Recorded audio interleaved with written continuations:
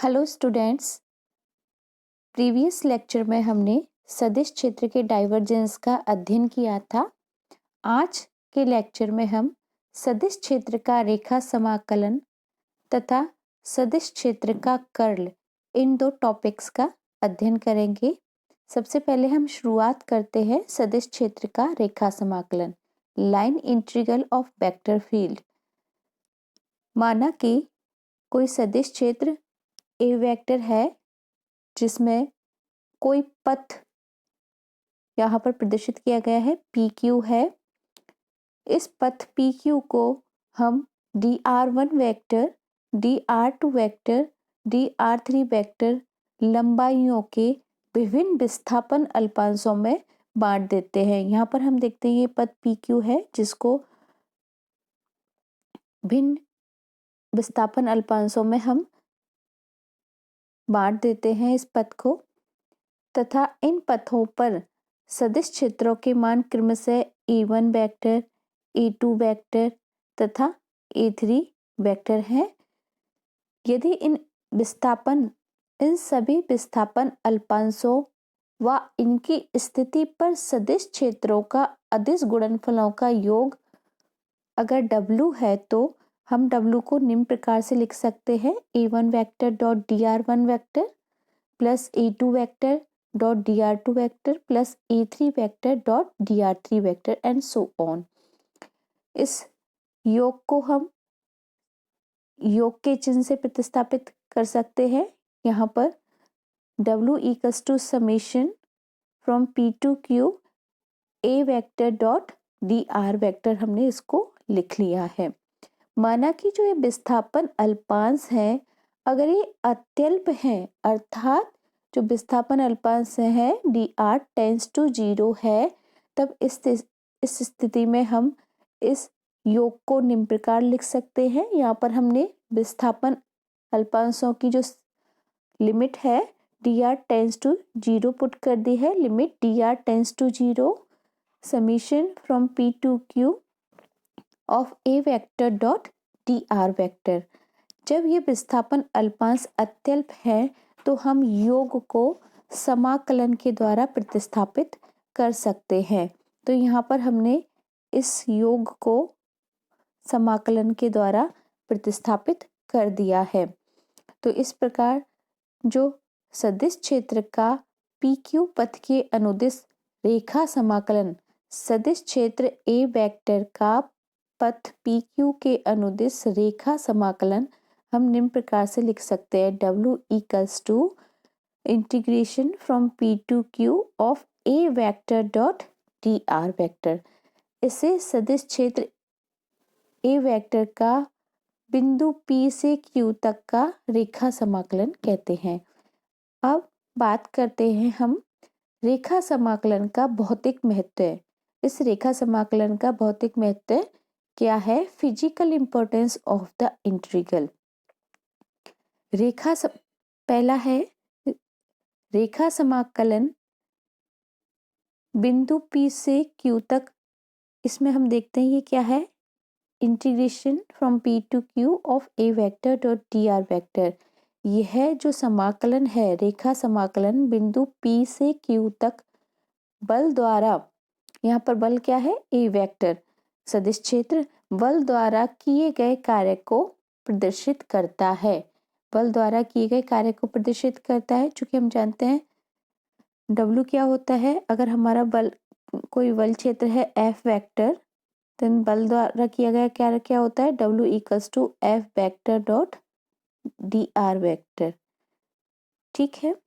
दूसरा है, यदि किसी सदिश क्षेत्र में किन्हीं दो बिंदुओं के मध्य सदिश क्षेत्र का रेखा समाकलन, यदि किसी सदिश क्षेत्र में किन्हीं दो बिंदुओं के मध्य सदिश क्षेत्र का रेखा समाकलन पथ पर निर्भर न करके केवल अंत बिंदुओं की स्थिति पर निर्भर करता है, तो ऐसे क्षेत्रों को हम संरक्षी क्षेत्र कहते हैं। यदि इस रेखा समाकलन का मान पथ पर निर्भर करता है, अंत बिंदुओं की स्थिति पर निर्भर नहीं करता है, तो ऐसे क्षेत्र को हम असंरक्षित क्षेत्र कहते हैं। अंत बिंदुओं की स्थिति पर निर्भर करता है तथा पथ पर निर्भर नहीं करता है, तो हमारा क्षेत्र कहलाता है संरक्षित क्षेत्र। और यदि हमारा जो रेखा समाकलन है वो पथ पर निर्भर करता है और अंत बिंदुओं की स्थिति पर निर्भर नहीं करता है, तो ऐसा क्षेत्र क्या कहलाता है? असंरक्षित क्षेत्र।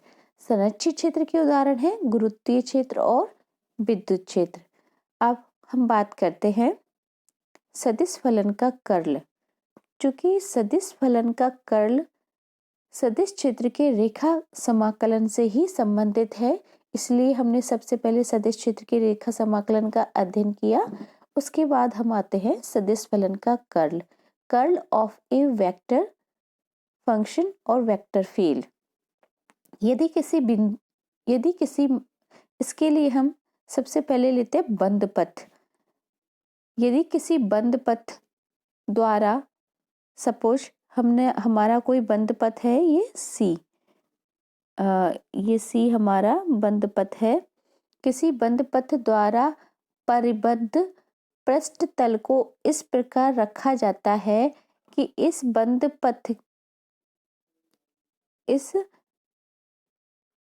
पथ के अनुदिश रेखा समाकलन का मान अधिकतम हो।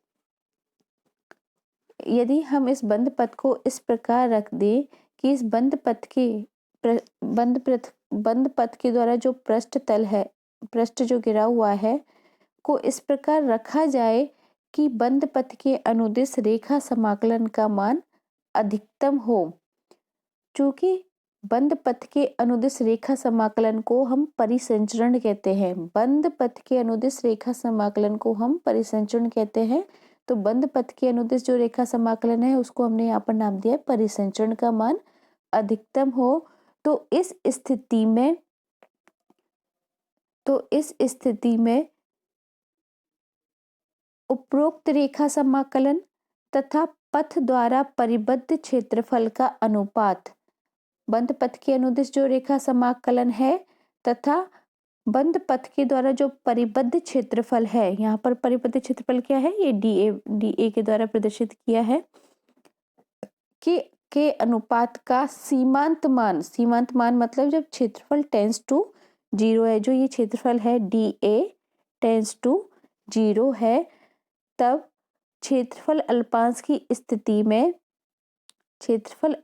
की स्थिति पर परिमाण में सदिश क्षेत्र का कर्ल कहलाता है। दोबारा से देखते हैं। यदि किसी बंद पथ द्वारा परिबद्ध पृष्ठ तल को इस प्रकार रखा जाता है कि बंद पथ के अनुदिश रेखा समाकलन अर्थात परिसंचरण का मान अधिकतम हो, तब इस स्थिति में उपरोक्त रेखा समाकलन तथा पथ द्वारा परिबद्ध क्षेत्रफल के अनुपात का सीमांत मान क्षेत्रफल अल्पांश की स्थिति पर परिमाण में सदिश क्षेत्र का कर्ल कहलाता है।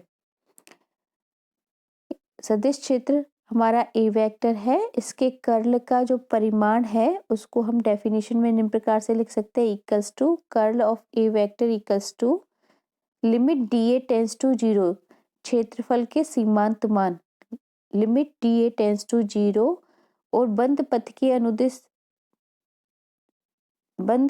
अनुदिश सदिश क्षेत्र का रेखा समाकलन। यहाँ पर हमने इंटीग्रेशन में जो गोल सर्किल लगाया है इंटीग्रेशन के निशान पर, ये हमारे बंद पथ के अनुदिश समाकलन को प्रदर्शित करता है, बंद पथ को प्रदर्शित करता है।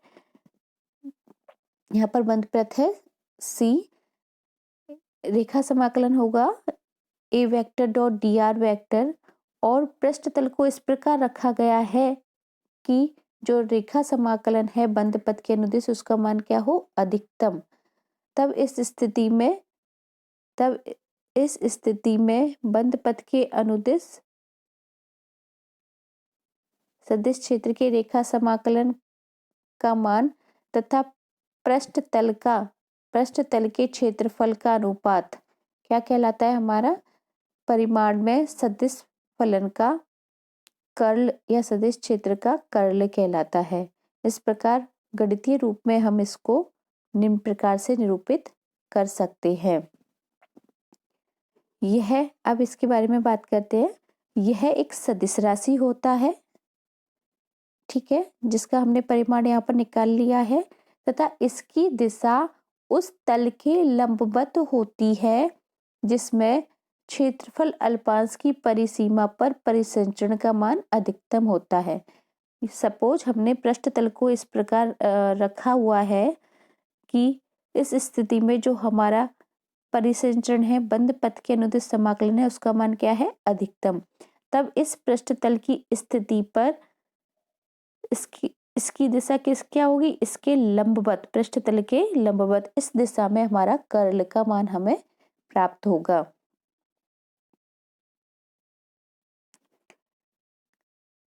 तो स्टूडेंट्स, आज हम यहाँ पर खत्म करते हैं क्योंकि जो नेक्स्ट टॉपिक है वो बड़ा है। तो अब हम नेक्स्ट लेक्चर में कार्तीय निर्देशांकों के रूप में कर्ल का मान निकालेंगे। ठीक है, धन्यवाद।